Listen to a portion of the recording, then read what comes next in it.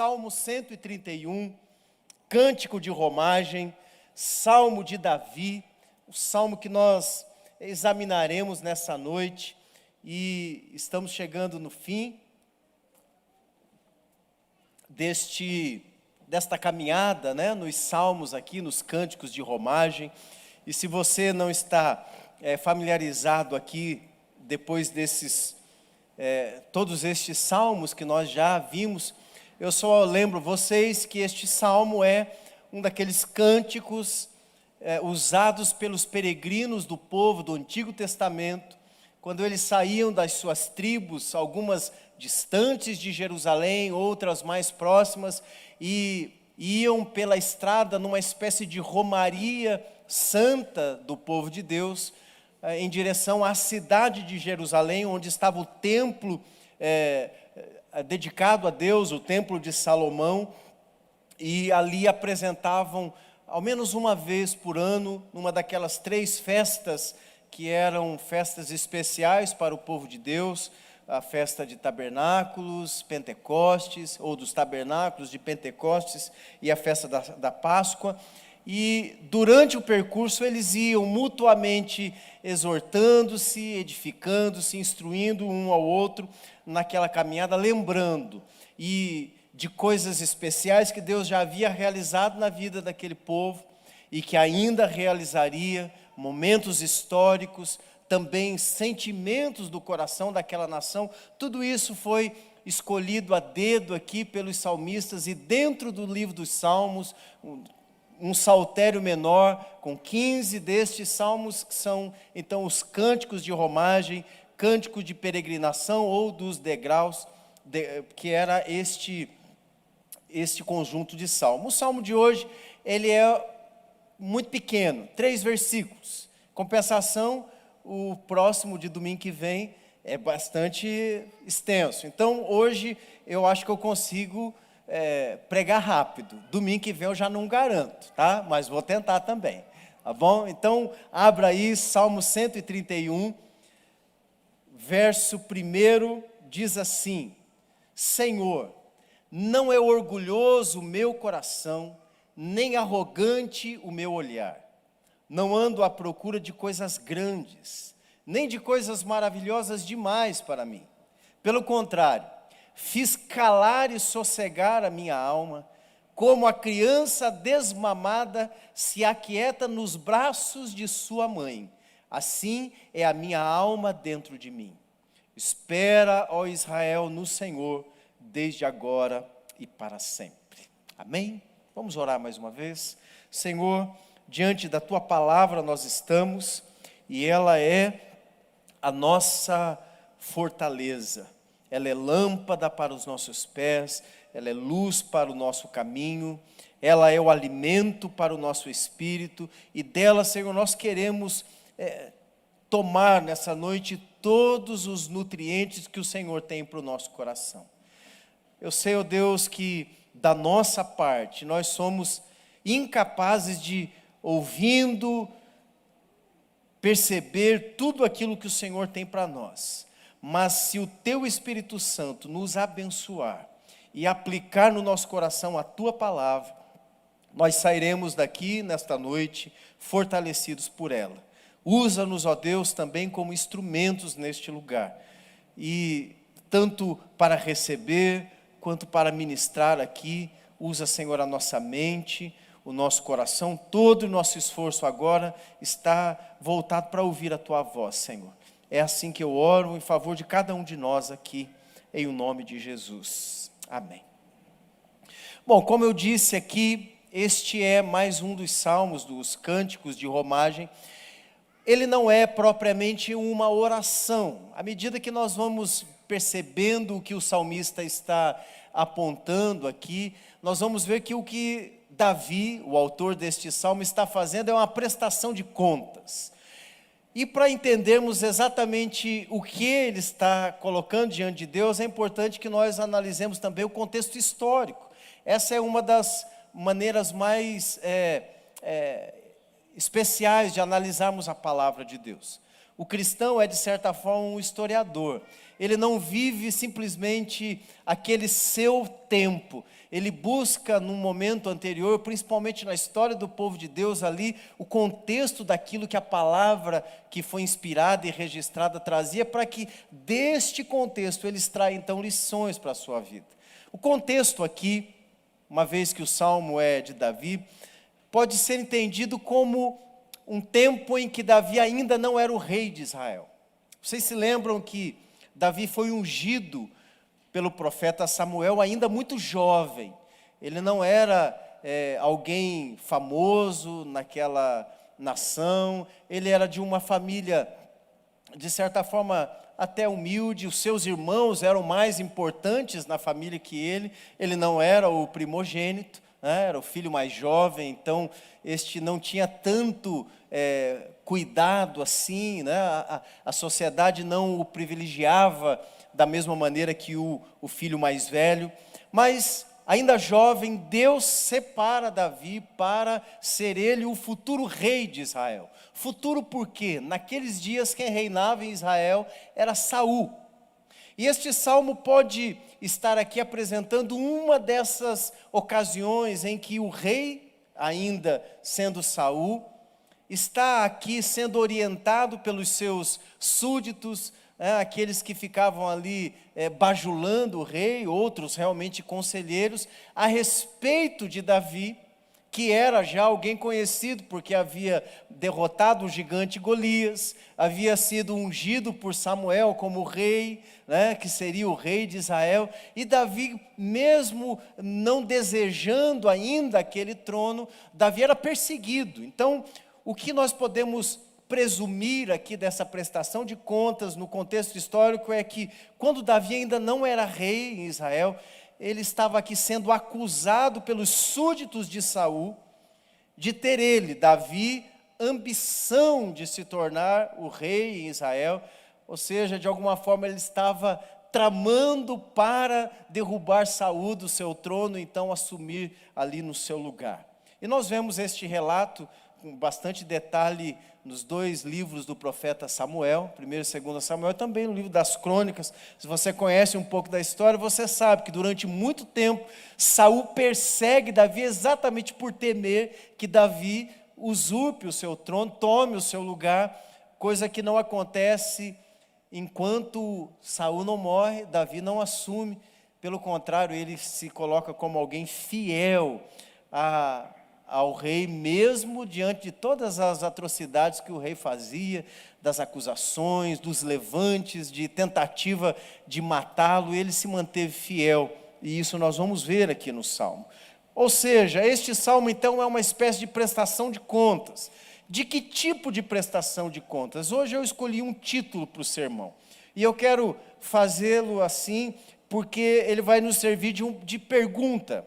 E você, durante a exposição desse texto, vai fazer para você mesmo esta pergunta, baseado nesta afirmação: a verdade do seu coração é a verdade de Deus sobre você.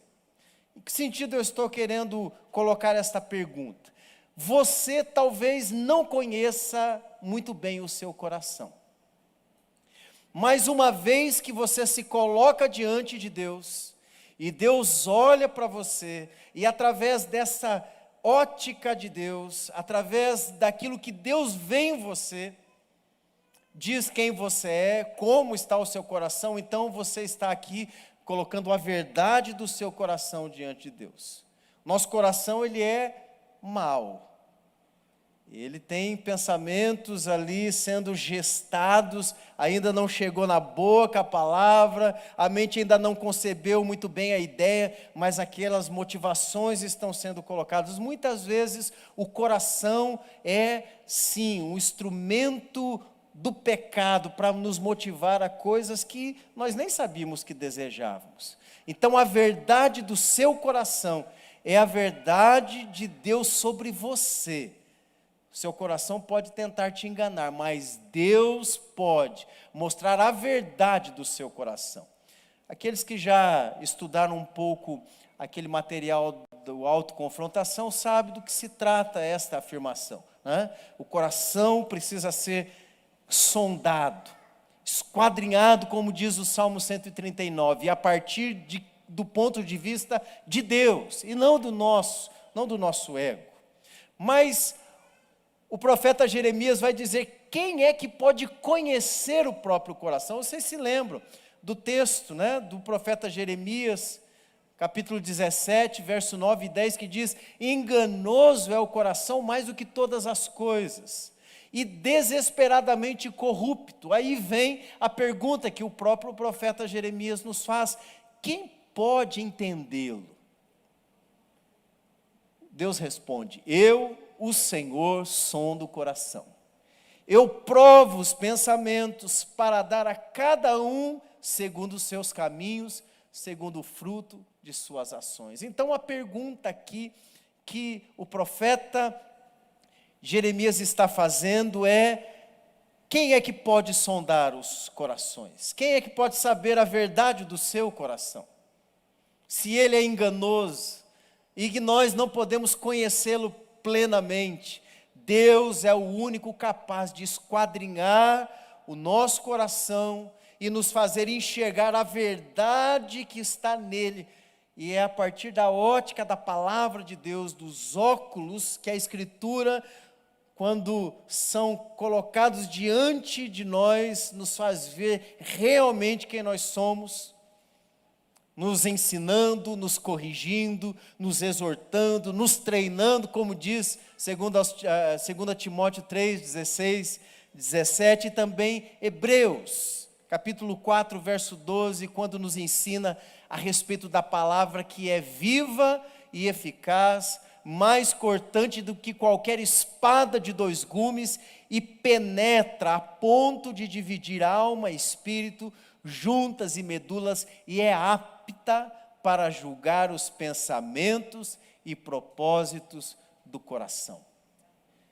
Então vem a pergunta para você: diante de Deus, qual é a verdade do seu coração? O salmista está aqui então não orando a Deus no sentido de pedir alguma coisa, mas sim fazendo uma prestação de contas diante de Deus. E ele começa dizendo a respeito disso, e nós vamos separar esse salmo em 3 partes. A primeira parte, anote aí, para você cobrar durante a exposição, 4 coisas que Davi não procurava para a vida dele. E essa é a primeira prestação de contas que ele está fazendo a Deus aqui. Segunda parte, o segundo versículo, atitudes que Davi fazia e que ajudavam o salmista a conservar um coração humilde diante de Deus. Pelo menos 3 delas eu vou apontar aqui com base em uma afirmação. E por último, o versículo 3 vai nos mostrar aqui uma exortação que o salmista está fazendo para com o povo, para que o povo então aprendesse também esta lição que ele havia aprendido e pudesse aproveitar então disso que Deus também tinha para o seu povo. 2 coisas ao final nós separaremos aqui de lição. Primeiro, devemos aprender então de Deus com o salmista Davi, como é que nós podemos manter o nosso coração humilde diante de Deus e buscarmos este que é o ideal de Deus para a vida do crente. Este é um modelo do coração que Deus espera que o crente tenha. Não é à toa que o salmista Davi é chamado nas Escrituras de o homem segundo o coração de Deus. Deus havia dado a esta pessoa, a este homem, a capacidade dele agir mesmo sendo pecador, como alguém que agradava a Deus nas suas decisões de como conduzir a sua vida. E a segunda lição, nós confrontarmos também o nosso coração e olharmos para ele e buscarmos nele as suas intenções, examinando-as com base na verdade da Escritura para cada um de nós, e se for necessário corrigirmos direções que nós estamos caminhando de forma equivocada para longe da vontade de Deus. Então vamos lá, a exposição do texto, 4 coisas que Davi não procurava para si mesmo. E nós começamos então com o verso 1 que diz assim: Senhor, não é orgulhoso o meu coração, nem arrogante o meu olhar, não ando à procura de coisas grandes, nem de coisas maravilhosas demais para mim. Primeira coisa que o salmista está dizendo, e ele tem coragem, porque esta é a verdade que ele quer apresentar a Deus, e confiado, e inspirado por Deus, ele diz: Senhor, não é orgulhoso o meu coração. A palavra orgulho aqui tem muitos desdobramentos e muitos sinônimos, tanto no português como no hebraico do Antigo Testamento. Mas o que o salmista está colocando aqui é aquele contexto que nós já mencionamos anteriormente, o contexto histórico da vida, sendo a situação do salmista aqui, aquela que a história de Samuel, registrada por Samuel e Crônicas, nos mostra. Davi estava dizendo assim: Deus, eu não sou movido pela soberba. O Senhor sabe disso. Eu não sou orgulhoso. O salmista está aqui então prestando contas a Deus daquilo que estava oculto aos olhos dos outros, que o acusavam de ser um usurpador, alguém que desejava o trono do rei Saul, alguém que queria estar acima de outras pessoas. Ele está aqui dizendo: eu não tenho estas ambições políticas que estão dizendo ao meu respeito, e o Senhor sabe disso. As acusações vinham de todos os lados, e ele era mesmo, por muitas vezes. Lembro-me daquela ocasião em que as mulheres estão cantando a respeito de Davi, de Saul, e quando elas aumentam o número, de Saul, entre Davi e Saul, que Saul havia matado uma quantidade, mas Davi muito mais, aquilo inflama o coração do rei. As pessoas começam a ouvir, os conselheiros do rei começam a falar: rei, esse rapaz aí está ficando perigoso, ele anda pela cidade, nós já ouvimos canções a respeito dele, o povo já está olhando para ele de outro jeito. Já nos contaram aí uma história de que Samuel foi lá na casa do pai dele, de Jessé, e ungiu ele como rei. Tudo bem que Samuel já está meio velho, anda fazendo umas loucuras aí, mas ele matou o gigante Golias, e ele é um homem que pode tomar o seu trono. Estas coisas todas eram ditas a respeito de Davi. Mas Davi não tinha esse sentimento no coração dele, e ele está dizendo: Senhor, o meu coração não é assim, e o Senhor sabe. Eu estou sendo acusado de ter intenções sorrateiras, de destruir o reino de Saul, o reinado de Saul, mas ao contrário, o Senhor sabe que eu tenho honrado o rei, eu tenho ido lá na casa do rei, eu fui quase morto pelo rei, ainda assim não me levantei. Eu estive lá na caverna com ele nas minhas mãos, mas mesmo diante daquela oportunidade de matá-lo, eu poupei-lhe a vida, porque ele é o rei. Davi está dizendo aqui: não sou alguém orgulhoso, arrogante, não está desejando estas coisas o meu coração. Segunda coisa que Davi vai nos dizer aqui, ele diz: nem arrogante o meu olhar. A ideia aqui de altivez. Davi não estava aqui por conta de tudo que havia acontecido com ele, olhando as pessoas de cima para baixo. Essa é a ideia de um olhar altivo. Alguém que sempre olha para os outros, diminuindo aquelas pessoas. Você sabe que existem pessoas assim. Pessoas que chegam diante de você e olham para você como você não fosse nada. E ela te diminui só no olhar. Ela pode não dizer nada, não falar nada contra você, mas o olhar dela está dizendo: você é menor do que eu. Ou por questões financeiras, ou por questão de intelecto, ou que seja, essa altivez do olhar, esta arrogância no olhar.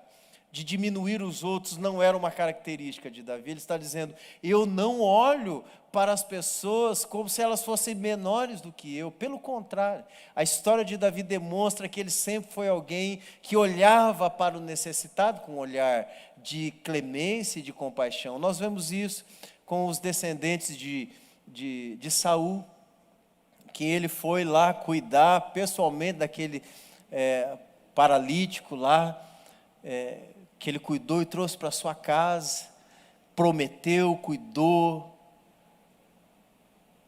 Davi então está dizendo aqui: não é este o meu jeito de olhar para as pessoas. Eles estão me acusando de ser alguém altivo no olhar, mas eu não sou.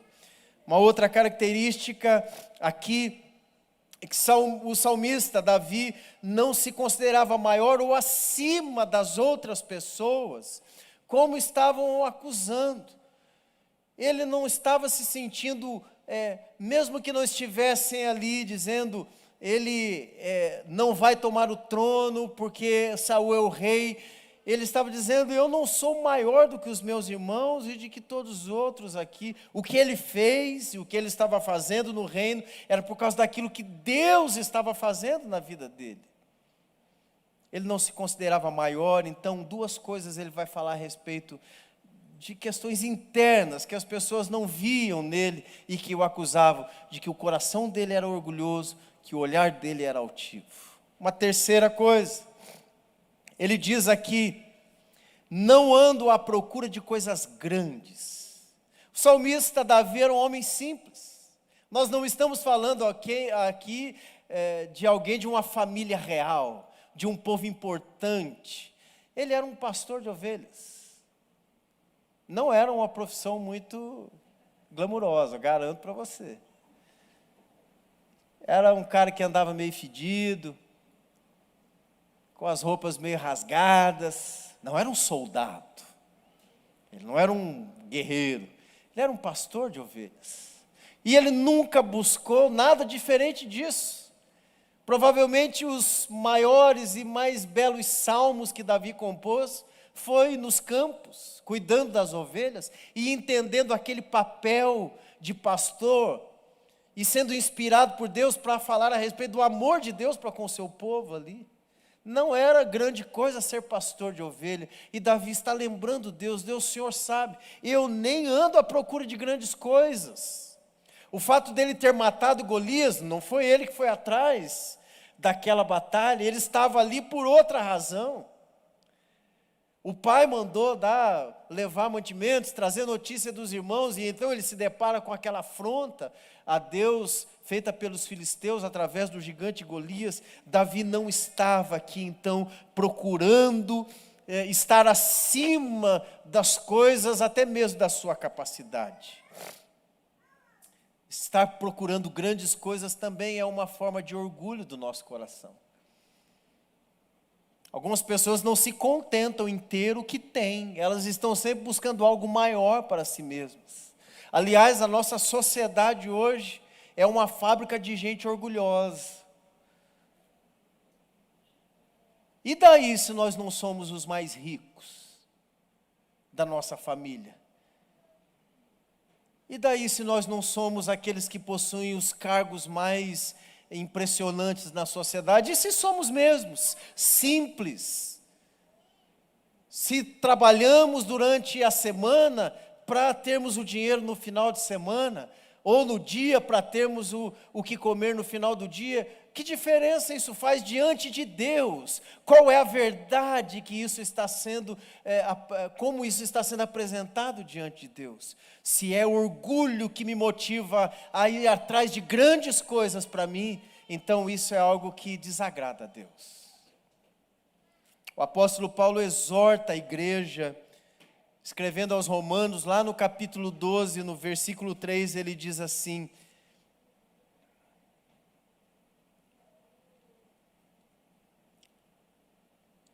porque pela graça que me foi dada, digo a cada um de vós, não pense de si mesmo, além do que convém. Existem algumas pessoas dentro da igreja, trabalhando, até mesmo pastores, que não conseguem se ver menores do que os outros. Eles estão sempre procurando um ministério melhor, uma igreja melhor, um rebanho maior, alguma coisa que os leve a uma evidência maior. Eles não conseguem se ver, não cabem naqueles ambientes, estão sempre buscando coisas grandes. O salmista está dizendo para Deus assim: Deus, eu nem fico atrás dessas coisas, e o Senhor sabe disso.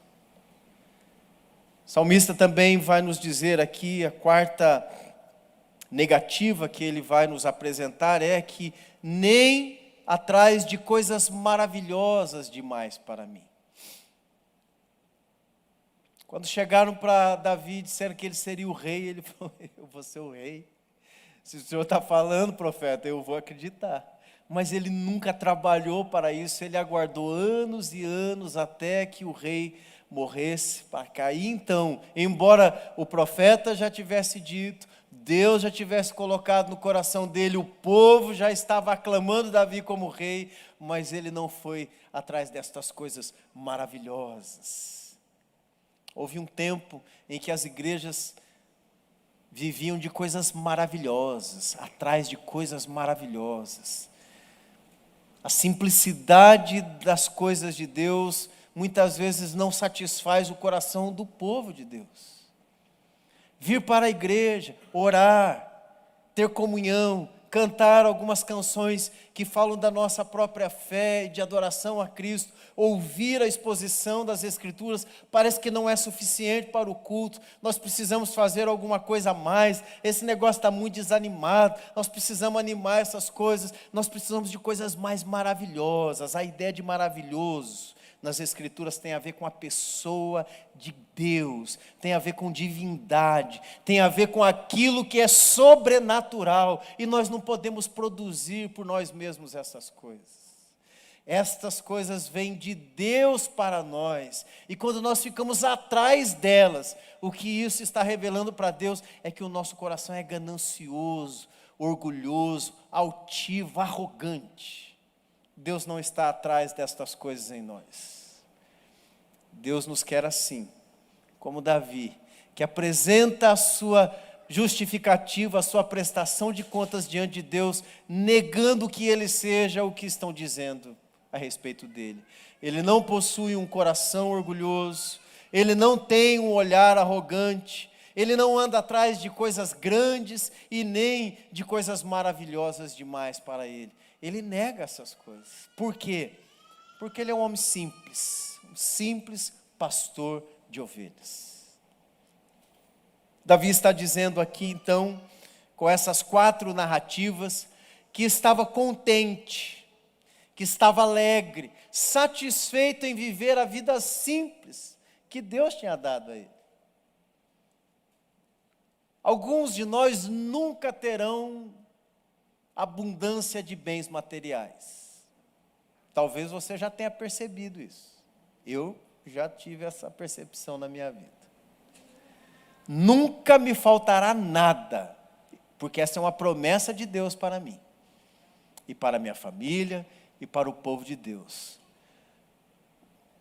Mas rico eu nunca vou ser. Nesse aspecto financeiro, não. Minhas filhas podem vir a ser ricas. Espero que elas sejam. Mas se isso não desviar o coração delas. Porque se for para torná-las orgulhosas, altivas, atrás de coisas grandiosas demais, que Deus também não dê a elas. Talvez tenha sido este o motivo que Deus não me permitiu ser alguém rico de bens materiais, para que o meu coração continuasse humilde diante de Deus. E aliás, nós nem precisamos de tanto dinheiro assim.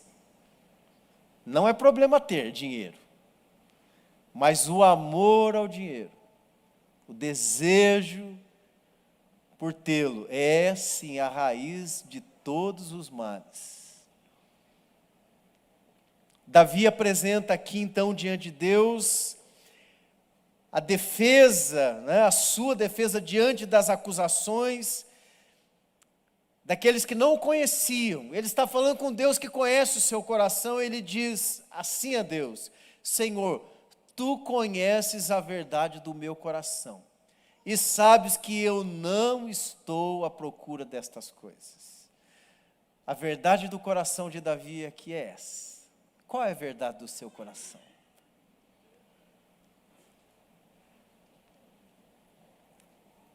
Versículo 2, então, vai nos dar aqui o segundo ponto do nosso sermão de hoje, as atitudes que ajudavam Davi a conservar o seu coração em humildade, em paz, tranquilidade diante de Deus. Ele começa dizendo, pelo contrário, ou seja, ao invés disso que estão dizendo ao meu respeito, que o Senhor sabe que não é verdade, acusações que não correspondem à verdade do meu coração, eu fiz calar e sossegar a minha alma. O que o salmista está dizendo aqui é que é um contraste claro. Ele rejeita aquilo que foi dito a respeito dele, a respeito da soberba, de altivez, de coisas grandiosas, coisas maravilhosas, e diz, fiz calar e sossegar a minha alma.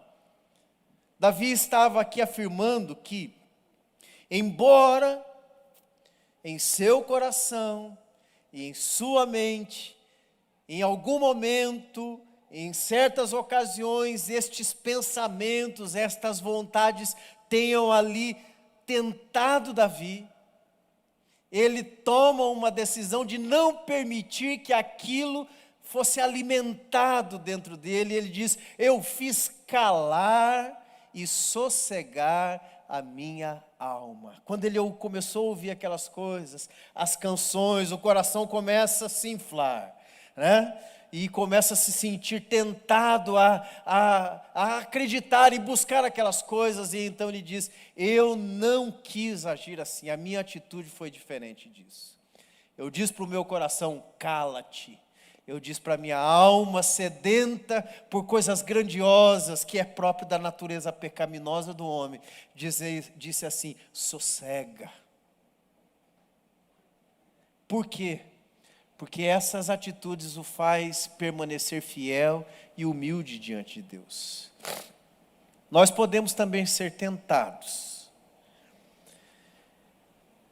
por estas coisas, seduzidos por querer ter muita coisa, querer sermos grandes, alcançar grandes conquistas, realizar grandes sonhos, mas isso pode ser realmente uma armadilha do nosso coração.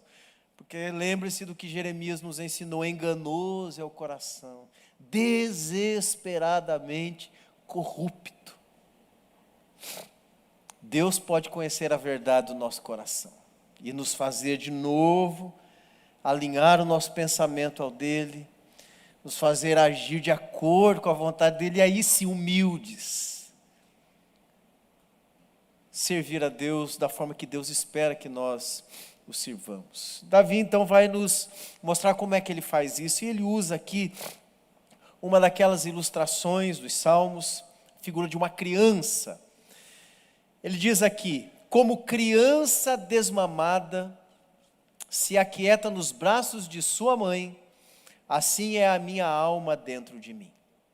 A ilustração aqui que o salmista traz é de um bebezinho no colo. Nós temos alguns aqui, obrigado. Nós temos alguns, né? Alguns maiores, já outros menores. Mas nós que somos pais sabemos como é que fica um bebezinho no colo. Se ele tiver com fome, você já ouviu um bebê chorando, né? Casal aí, né? E parece que ele tem um megafone, um alto-falante. E não adianta. Ele vai abrir o bico e vai chorar, vai gritar. E choro de criança dizem alguns, segundo as pesquisas, que chega quase perto do valor em decibéis de uma turbina de um avião. Vocês já viram essa comparação? De volume que uma criança é capaz de chorar? Imagina, você com um bichinho turbinado ali no berço, chorando, quem é que não vai fazer alguma coisa? O salmista está colocando aqui de uma criança desmamada. Existem duas possibilidades de interpretação da ideia de desmamar, né? Uma é aquela de você interromper a oferta de leite prematuramente para a vida de uma criança. Você desmama, né? Isso não é só para criança, animais também, você logo cedo desmama. Né? A outra possibilidade, e essa tem muito mais a ver com a ideia do Antigo Testamento, porque o leite materno era oferecido durante toda a infância praticamente. Vocês se lembram do caso lá, né, de Sara e do filhão que já estava grandão, mamava de pé, né, na mãe. Lembra? Que o pessoal começou a falar do filho de Abraão. Vocês nunca perceberam esse detalhe lá, não? Que o bicho já estava grande e não tinha sido desmamado ainda. É igual, tem algumas mães, né, no sítio, eu lembro de guri desse tamanho assim, que queria mamar, e a mãe tinha leite, anos a fio, porque ela continua produzindo leite, enquanto a criança estiver mamando, está produzindo leite. Né? Nós não temos com frequência essa prática, mas você já deve ter conhecido alguma família assim, gurizão lá de 5, 6 anos, mamando ainda no peito da mãe. Mala que só, né? Tá, ó, touro. A ideia aqui é de uma criança que está no colo da sua mãe e recebe então aqui aquela quantidade de leite necessário para saciar a sua fome. E aí depois de mamar, ele relaxa, se derrama nos braços da mãe, se aquieta, que ele não tem mais nada para fazer. Agora é a vida boa do bebê nos braços da mãe. É essa figura que o salmista está dizendo aqui, a respeito de como ele conseguiu fazer o seu coração calar e sossegar a sua alma diante de Deus. Ele, como criança desmamada, se aquieta nos braços de sua mãe. Assim é a minha alma dentro de mim. 3 coisas, pelo menos, aqui vão nos dar um significado maior a essa ilustração. A primeira é que o salmista está colocando aqui uma atitude de total dependência dele para com Deus.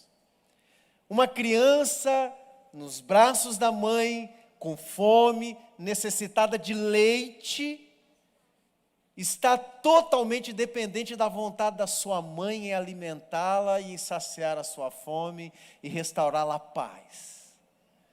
O salmista está dizendo isso: eu dependo de Deus para tudo. Só Ele pode saciar o desejo da minha vida. Só Ele pode me satisfazer aqui dessa forma. A minha total dependência. Também a ideia de satisfação plena em Deus.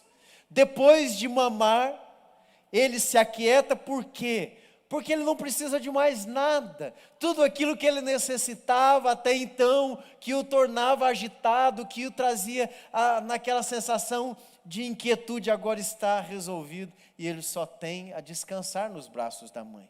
Depois de ter sido alimentado, então, a reação do bebê nos braços de sua mãe é sossego, descanso, relaxamento. E uma terceira atitude aqui, que vai ser demonstrada nessa ilustração, é de que ele se sente seguro nos braços de Deus. Por quê? Exatamente como um bebê, confortável, aconchegado ali, aquecido, seguro. Ele não tem medo de cair, ele nem tem essa compreensão.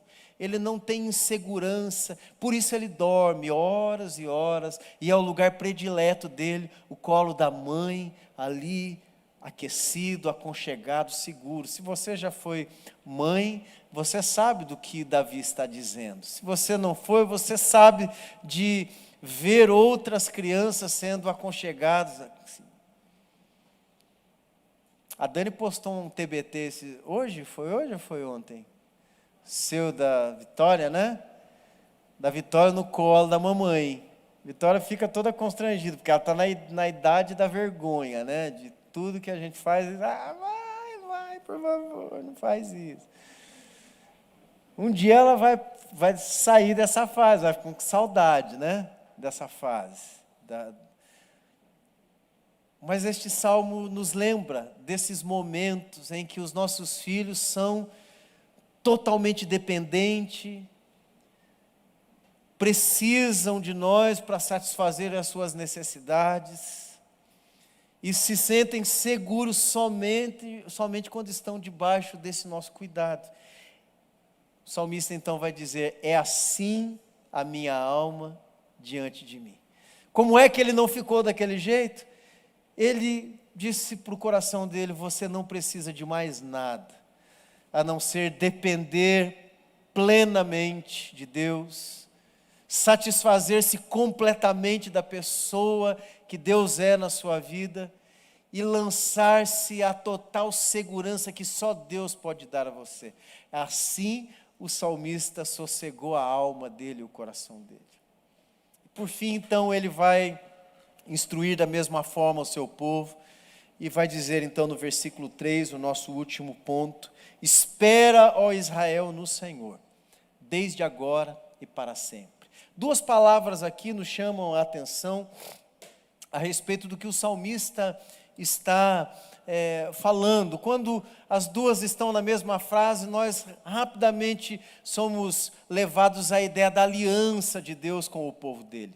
Israel e Yahvé. Quando essas duas palavras estão na mesma frase, é difícil não lembrarmos da aliança de Deus com o seu povo. E é disso que Davi está falando aqui. Ele está dizendo: lembrem-se, Israel, de que este Deus, que é capaz de satisfazer plenamente todas as nossas necessidades, um dia fez uma aliança com Israel, e por isso nós podemos descansar. Por quê? A base desta confiança, dessa esperança do salmista, não está nele, está na promessa de Deus para com o seu povo. É isso que faz com que o salmista descanse. Ele não fica inquieto, porque ele sabe que quem prometeu é fiel e poderoso para cumprir a sua promessa. O Senhor fez uma aliança com aquele povo, e Ele é fiel para prometer o que Ele cumpriu. E o que o salmista está dizendo aqui: eu sei quem é Deus, e por isso eu posso esperar tranquilamente nele, porque eu sei que Ele é poderoso e fiel para cumprir. A palavra de Deus não falha, e nós não podemos nos esquecer disso. Deus não está sujeito às circunstâncias da vida, aos sentimentos das pessoas com quem nós convivemos. Deus não está sendo condicionado pela razão humana. Deus tem os seus decretos eternos, e aquilo que Ele prometeu, Ele vai cumprir. Aquilo que Ele iniciou, Ele vai terminar. Como disse o apóstolo Paulo aos Filipenses, né? Estou plenamente certo, convicto, de que aquele que começou a boa obra em vós, há de completá-la até o dia de Cristo Jesus, o nosso Senhor. É por isso que o salmista pode esperar, é por isso que ele descansa, é por isso que ele pode dizer: meu coração não é como estão dizendo. Eu fiz calar o meu coração e descansei na esperança que tenho no Senhor. Por isso Davi é chamado nas Escrituras de um homem segundo o coração de Deus. Ele aprendeu, ele tomou uma decisão e dominou a sua vida, de certa forma, a não permitir que essas coisas crescessem dentro dele. Lição prática, então, que nós aprendemos aqui, a primeira delas é que nós podemos esperar em Deus. E essa esperança em Deus está baseada na aliança que nós temos com Deus por causa de Cristo Jesus, o nosso Senhor e Salvador. A aliança não é por nós. A aliança não é por conta da nossa obediência a Deus. A aliança é porque Cristo pagou um preço na cruz do Calvário, e o seu sangue garante uma relação inseparável entre Deus e o seu povo. Davi não foi um homem perfeito, mas ele aprendeu, esperando em Deus, a não ser orgulhoso de si mesmo. Não olhar para as pessoas com um olhar de altivez e de grandeza. Ele se contentou com as pequenas coisas, e embora tenha sido colocado como o maior rei daquela nação, o mais lembrado, o mais celebrado. Ele nunca buscou essas coisas. E quando ele desviou o olhar dessa sua realidade, ele caiu e teve de se arrepender e confessar o seu pecado a Deus. Davi não viveu a sua vida correndo atrás dessas coisas maravilhosas, criando estratégias para alcançar logo o trono que lhe havia sido dado através da unção que ele recebe do profeta Samuel. Ele conserva então uma atitude de total dependência de Deus, de plena satisfação em Deus, de descanso nos cuidados e proteção de Deus, e andando assim, vivendo assim, o salmista então pode chegar diante de Deus e prestar contas e dizer: Senhor, o Senhor me conhece.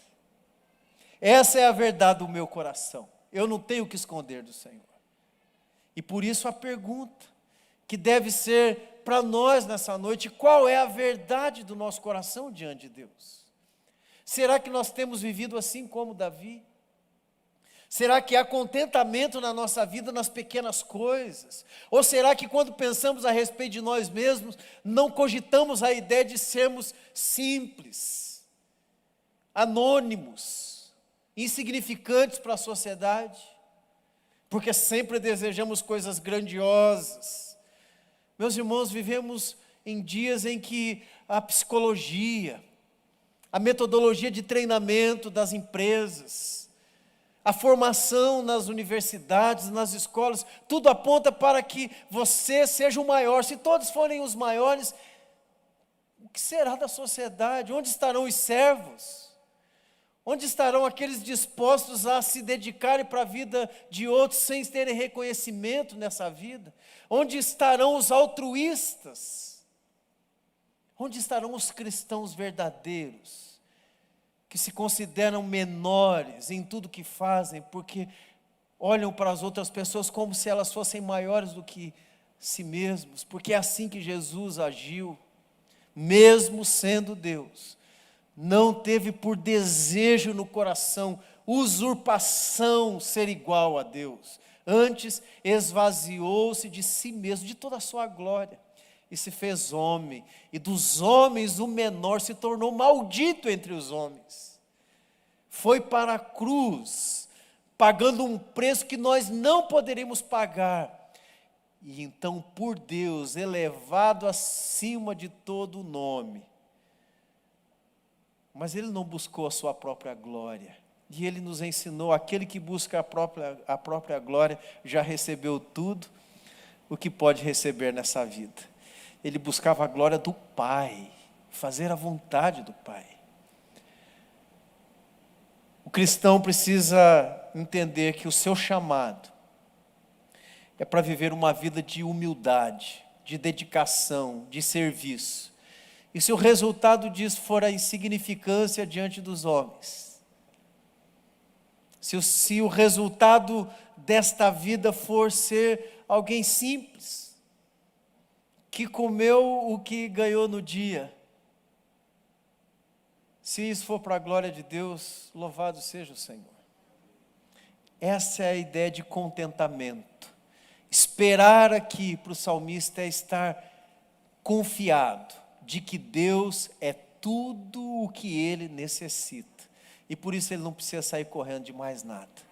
Eu termino com a instrução do Senhor Jesus, e eu peço que você repita comigo: buscai primeiro o reino de Deus e a sua justiça, e todas as outras coisas vos serão acrescentadas. Vamos dizer: buscai primeiro o reino de Deus e a sua justiça, e todas as outras coisas vos serão acrescentadas. Essa deve ser a frase de motivação para o nosso coração. Você quer um coach que realmente vai levar você às alturas, não a estar acima dos outros aqui, mas para a glória? Então pega Jesus Cristo, viu, como coach para a sua vida. Esquece esses outros aí de internet e ouve o que o Senhor Jesus está dizendo para a igreja: buscai primeiro o reino de Deus e a sua justiça, e todas as outras coisas vos serão acrescentadas. Eu tenho tentado viver dessa forma, não é fácil. Nosso coração é enganoso. Por isso a verdade do nosso coração precisa ser a verdade dele diante de Deus. E é só fazendo essa prestação de contas que Deus vai trabalhando com o nosso coração e nos mostrando onde é que precisamos corrigir, alinhar o nosso pensamento ao dele, a nossa vontade, à vontade dele, e aí sim nós seremos verdadeiros adoradores, que é assim que Deus está esperando de nós, é assim que Ele está procurando verdadeiros adoradores diante do Pai. Amém, meus irmãos?